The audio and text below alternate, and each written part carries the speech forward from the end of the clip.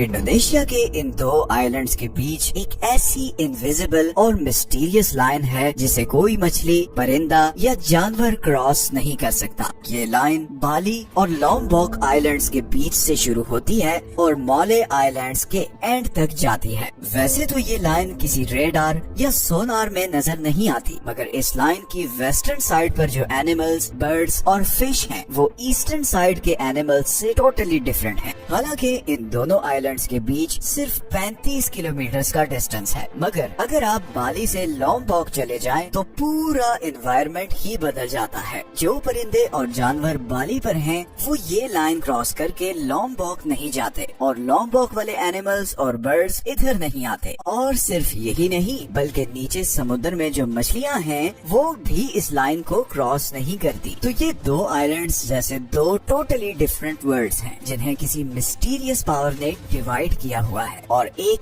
ऐसी invisible line है इन islands के बीच जिसे सिवाय इंसानों के और कोई क्रॉस नहीं कर सकता। इस लाइन को कहते हैं वॉलस लाइन और ये आज से करीबन 150 साल पहले अल्फ्रेड रसल वॉलस नाम के एक ब्रिटिश एक्सप्लोरर ने डिस्कवर की थी। आप में से जिन लोगों ने स्कूल में बायोलॉजी पढ़ी है वो रसल वॉलस को नेचुरल सिलेक्शन के कॉन्सेप्ट की वजह से जरूर जानते होंगे। अब अल्फ्रेड रसल की भी बड़ी ही इंटरेस्टिंग स्टोरी है। वो 1823 में इंग्लैंड के एक गरीब घर में पैदा हुआ। वॉलस के फादर एक कार्टोग्राफर थे, मतलब वो मैप्स बनाते थे और इसलिए वो डिफरेंट जगहों पर ट्रैवल भी करते थे। वॉलस को पढ़ने लिखने का बहुत शौक था, मगर गरीबी की वजह से बहुत छोटी उम्र में ही उसे अपनी एजुकेशन छोड़ के अपने फादर के बिजनेस में आना पड़ा। और उसकी लाइफ का यही डिसीजन एक दिन पूरी दुनिया में उसे मशहूर करने वाला था। अपने फादर के साथ डिफरेंट जगहों पर ट्रैवल करके वॉलस को ज्योग्राफी और वाइल्ड लाइफ में बहुत ज्यादा इंटरेस्ट हो चुका था। वो जिस भी नई जगह जाता वहाँ के कुछ पेड़, पौधे और इंसेक्ट्स अपने साथ ले आता। इसी शौक में 1854 में वॉलस अपने चंद साथियों के साथ इन मॉले आइलैंड्स के सफर पर निकला। वो पहले इधर सिंगापुर आया, फिर यहाँ से वो इंडोनेशिया गया और अच्छी तरह घूमा और फिर आखिर में वो यहाँ बाली आइलैंड आया। वॉलस को बाली और उसकी वाइल्ड लाइफ बहुत पसंद आई। वो वहाँ के एनिमल्स और प्लांट्स को डिटेल में एग्जामिन करने लगा। उसे वहाँ बहुत से टाइगर्स, राइनोस, एलिफेंट्स और बहुत से परिंदे जैसे वुडपेकर और पैरट्स वगैरह नजर आए। वो जो कुछ देख रहा था उसे अपनी डायरी में नोट करता गया। फिर उसने अपनी बोट पकड़ी और 35 किलोमीटर दूर लॉम्बॉक आइलैंड्स में चला गया। लेकिन यहाँ पर पहुंचकर वो बिल्कुल हैरान रह गया। यहाँ पर टोटली डिफरेंट जानवर और परिंदे थे। यहाँ पर कोमोडो ड्रैगन, कैंगरूज, कोआलास और बहुत से ऐसे जानवर और परिंदे थे जो सिंगापुर, इंडोनेशिया या बाली में नहीं थे। वॉलस और उसके साथी बहुत हैरान थे कि ऐसा क्यों है। इसी दौरान वॉलस को मलेरिया हो गया और उसे एक कमरे में इसी आइलैंड पर रुकना पड़ा। मगर इसी बीमारी में उसे इस इनविजिबल लाइन के बारे में सोचने का टाइम मिला और फिर उसके जहन में एक जबरदस्त चीज क्लिक की कि बाली आइलैंड्स पर सारे वो एनिमल्स हैं जो एशिया में पाए जाते हैं, जैसे टाइगर और हाथी वगैरह, जबकि लॉम्बॉक आइलैंड्स पर सारे ऐसे जानवर और परिंदे हैं जो ऑस्ट्रेलिया में पाए जाते हैं, जैसे कैंगरूज, कोआला और मॉनिटर लिजर्ड। वॉलस ने फिर यहाँ पर ये थ्योरी प्रपोज की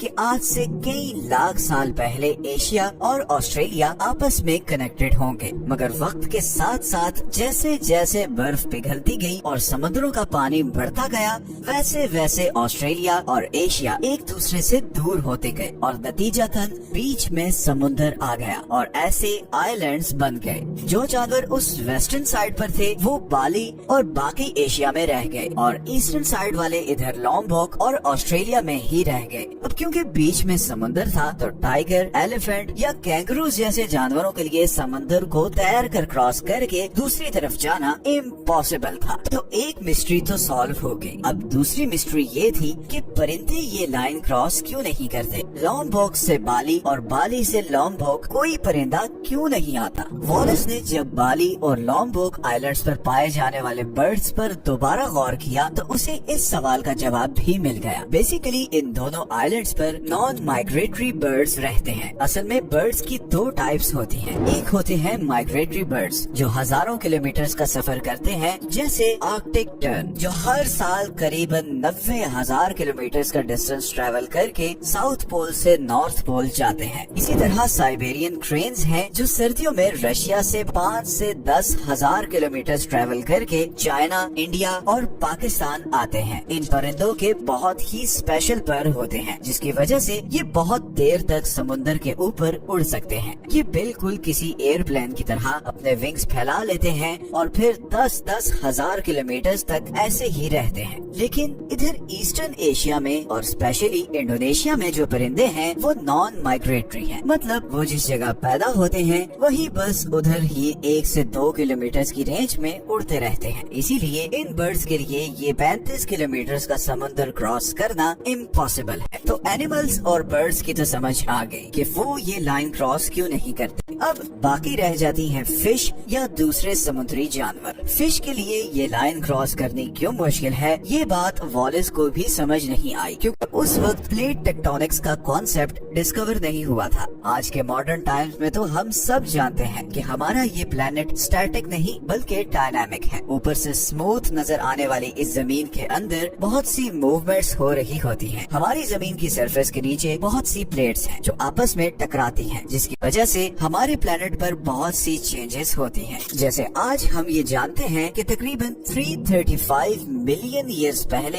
हमारे सारे कॉन्टिनेंट्स इकट्ठे थे और हमारी जमीन में बस एक ही कॉन्टिनेंट था जिसे पैंजिया कहा जाता है। फिर टेक्टोनिक प्लेट्स की मूवमेंट की वजह से अगले कई करोड़ों सालों में ये सारा कॉन्टिनेंट टूटकर डिफरेंट कॉन्टिनेंट्स में डिवाइड होता गया। जैसे 45 मिलियन ईयर्स पहले आज जिसे हम इंडियन सब कॉन्टिनेंट कहते हैं वो ऑस्ट्रेलिया का हिस्सा था और टेक्टोनिक प्लेट्स की वजह से वो यहाँ से टूटकर ऊपर यूरेशियन प्लेट से जाकर मिल गया। इस टकराव के नतीजे में दोनों प्लेट्स की जमीन ऊपर उठकर फोल्ड हो गई और दुनिया की सबसे बड़ी माउंटेन रेंज वजूद में आई जिसे आज हम हिमालयास कहते हैं। ये जो प्लेट्स के जॉइनिंग पॉइंट्स होते हैं ये बहुत वॉलेटाइल होते हैं और ज्यादातर अर्थक्वेक्स यहीं से ओरिजिनेट होते हैं। इसीलिए साउथ एशिया में आने वाले ज्यादातर अर्थक्वेक्स हिमालयास हिंदू कुश रेंज में ओरिजिनेट होते हैं। इसी तरह ये मलेशिया, सिंगापुर और इंडोनेशिया का सारा एरिया भी एक बहुत बड़े टेक्टोनिक शिफ्ट का शिकार हुआ था जिसकी वजह से यहाँ बहुत सी वॉल्केनिक इरप्शंस होती रहती हैं और इसीलिए इन आइलैंड्स के बीच जो समंदर का हिस्सा है वहाँ पर वाटर करंट इतना तेज है कि किसी भी फिश के लिए उसे क्रॉस करना बहुत मुश्किल है। इसीलिए सिर्फ 35 किलोमीटर दूर होने के बावजूद ये कोमोडो ड्रैगन्स तैर के बाली आइलैंड्स तक नहीं जा सकते